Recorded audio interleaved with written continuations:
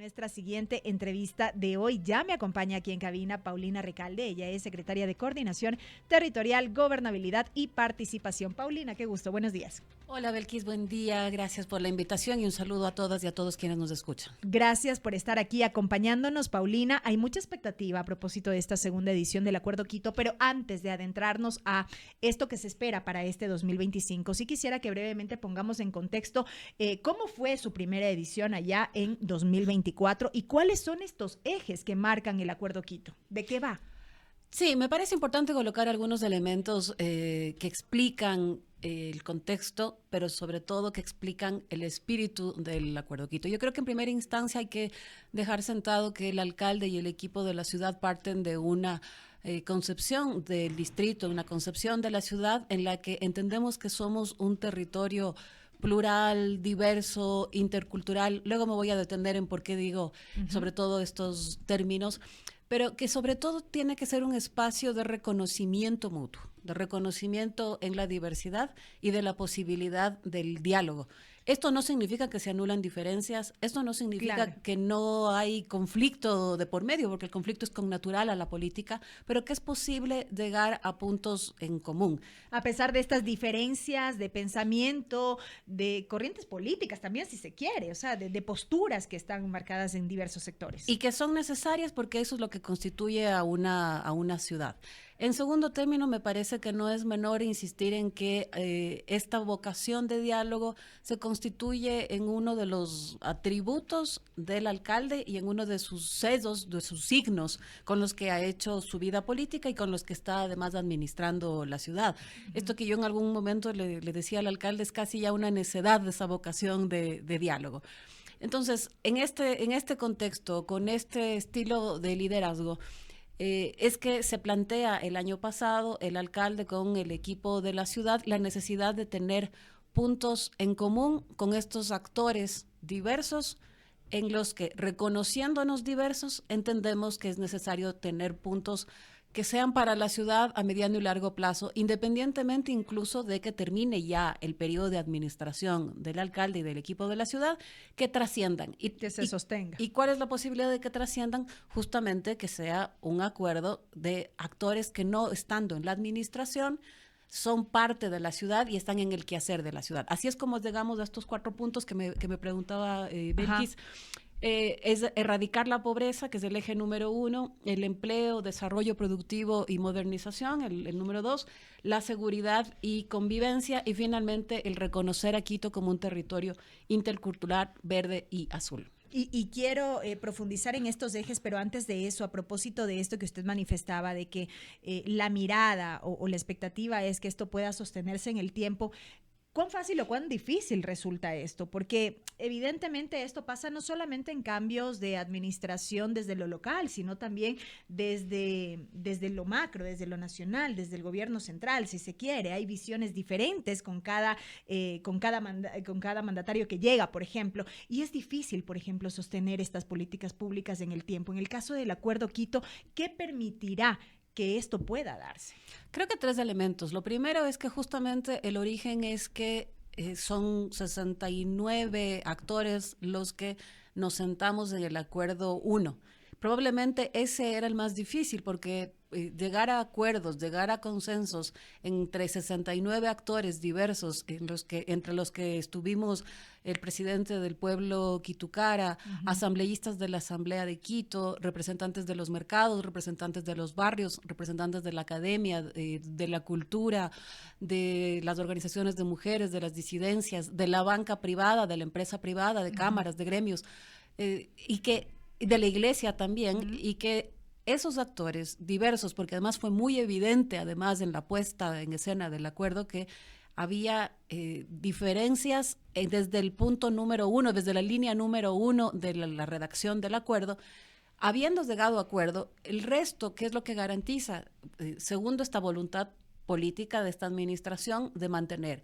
Tercero, los mecanismos de seguimiento. Por eso es que además en esta segunda edición vamos a hacer un seguimiento y una evaluación de cuáles son esos hechos emblemáticos que corroboran los ejes, pero también dejar sentado un sistema, vamos a decir, de gobernanza en la que actores representados en el Acuerdo Quito, podamos seguir evaluando qué es lo que sucedió. La primera línea, por ejemplo, me parece esto muy importante y además muy decidor de cuál es el espíritu del Acuerdo Quito. Al arranque del acuerdo, la primera redacción decía Quito es una ciudad. Y ahí empezó la primera discusión, la primera conversación, porque el presidente del pueblo, Quito Cara, decía Quito es un territorio y necesitamos que se deje sentado que es así. Y el nombrar al Distrito Metropolitano de Quito como un territorio significa el reconocimiento de pueblos ancestrales, significa el reconocimiento de que Quito es milenario. Y el haber llegado al acuerdo de que la primera línea diga Quito es un territorio, nos deja ver justamente la riqueza del debate y que esto significa mantener este espíritu de que es un Quito milenario y que es un territorio intercultural. Hemos hablado de los elementos del acuerdo o los ejes fundamentales de este acuerdo. Lo dicho, erradicar la pobreza extrema, estimular el empleo y el crecimiento, recuperar la seguridad, la convivencia y consolidar a Quito como una metrópolis intercultural verde-azul. De 2024 a 2025, ¿qué tenemos y cuánto hemos avanzado en estos elementos? Sí, el modo en el que se ha pensado este nuevo encuentro tiene algunos elementos. El primer elemento es el que evidentemente la administración, el alcalde, le plantea a la población y a quienes están representados en el Acuerdo Quito cuál es la visión, el proyecto que tenemos de ciudad bajo esta administración, sin dejar de ver los que tuvieron los alcaldes anteriores del retorno a la democracia. Eso es un primer elemento. Un segundo elemento tiene que ver con, siempre se interroga sobre cuál es esa gran obra de cada una de las alcaldías y también de la alcaldía actual.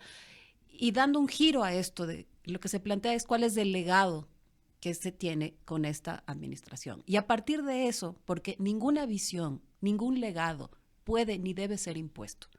Esto tiene que construirse con el resto de actores. Entonces llegamos al siguiente punto. Y el siguiente punto supone ver qué es lo que ha hecho la administración en estos 4 ejes, pero también hablar con con los actores que están en el acuerdo sobre cómo también entre ellos y con ellas y ellos hemos abonado al cumplimiento de esto. Por eso es que se va a presentar una serie de casos emblemáticos, digámoslo así, que evidencian el cumplimiento de estos ejes. Voy a citar un ejemplo que me parece importante. Cuando hablamos de Quito, ciudad verde e intercultural, para hablar de verde, azul e intercultural, para hablar de este Quito verde y azul, un caso emblemático es haber llegado a la firma del acuerdo para la recuperación del Machangar. Entonces, ahí el hablar de este acuerdo no corresponde solamente a la administración, corresponde a la voz también del resto de actores, entre los cuales están el pueblo Quitucara, está el representante también de las defensoras del río, me estoy probablemente equivocando en el nombre, está Ramiro Ávila como constitucionalista. Correcto. Este es un ejemplo de qué es lo que vamos a ver con estos casos emblemáticos que hablan de cómo la coordinación entre la administración, actores de la sociedad civil, en algunos casos, actores organizados en otros, actores también del sector privado, hemos llegado a estos avances en el Acuerdo Quito entre 2024 y 2025. No obstante, Paulina, si de hablar de lo que hace la administración se trata, y a mí me parece esto fundamental, sobre todo por estas críticas permanentes que se hacen y esta administración no está exenta de aquello, pero si de hablar de esto se trata, a mí, por ejemplo, se me viene a la mente lo del piso de protección social que tuvimos hace algunas semanas. ¿Esto también se enmarca como un paso dentro de estos objetivos? ¿Podemos decirlo así? Sí, porque recordemos que el primer eje es erradicar la pobreza y ahí se ha fijado a la infancia como población prioritaria. Y por eso es que meses atrás se presentó, después de haber construido por varios meses, este piso de protección social en el que están integrados nutrición, salud, educación, cultura, medios de vida. Hay un apoyo que está recibiendo 5,000 niños y niñas que están en el sistema de educación de la administración, más atención en salud. Ahí el secretario de Inclusión y el secretario de Educación, cuando hicimos el lanzamiento, sobre todo el secretario de Educación hablaba del piso en la medida en que hay una casa, hay una estructura con cada uno de estos ejes de servicio que permite dar una certeza a esta población en una ciudad, en un país en el que los datos nos dicen que 1 de cada 10 está dejando de comer para que alguien más en su casa lo haga. Si pensamos que esto puede estar afectando a la población, a las infancias, entonces evidentemente es una prioridad para la administración de la ciudad generar un piso de atención, y esta es una de las medidas. Esta no resuelve, no erradica la pobreza, pero es una de las medidas, un arranque para que hacia 2034 podamos decir que esta administración dejó sentadas bases para esto. 2 preguntas adicionales para finalizar, Paulina. De un lado, y porque tuve una conversación al interno este fin de semana, Acuerdo Quito 2034.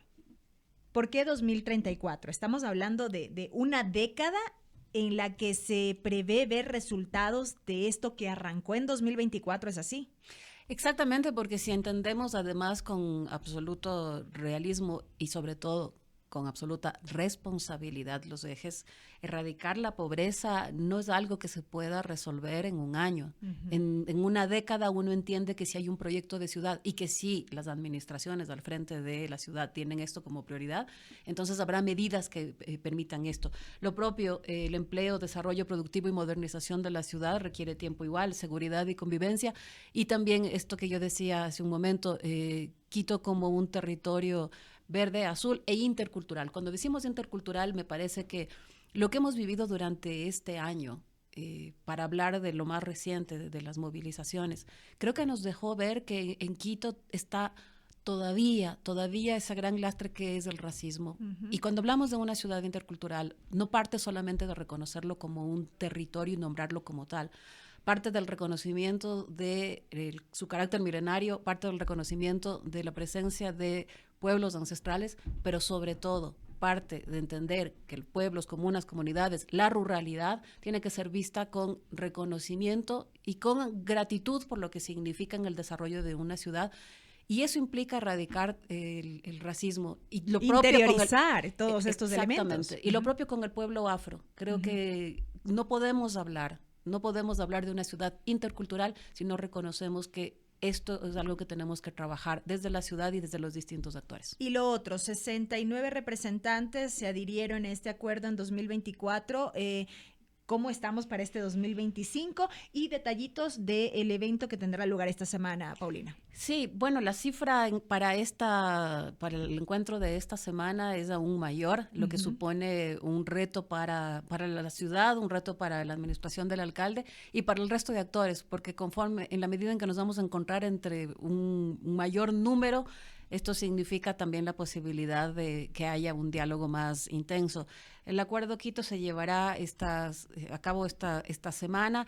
Hay una invitación que ha llegado desde la administración a cada uno de los actores, a los que originalmente firmaron y a los que se suman a este. Entonces habrá una jornada de trabajo en la que la dinámica será esto que he mencionado, el alcalde presentando cuál es la visión de ciudad, cuál es el legado, y luego por cada uno de los ejes esta exposición de cuáles han sido los casos emblemáticos, y esto ya no corre en la exposición solamente del equipo de la ciudad ni del alcalde, sino del resto de actores que hace parte del Acuerdo Quito, y poder llegar finalmente a los mecanismos de seguimiento que tendremos para los siguientes años y ratificar estos principios del acuerdo fijado el año pasado y que tiene siempre nuevos retos y nuevos horizontes, porque las necesidades de una ciudad no son estáticas, ¿no?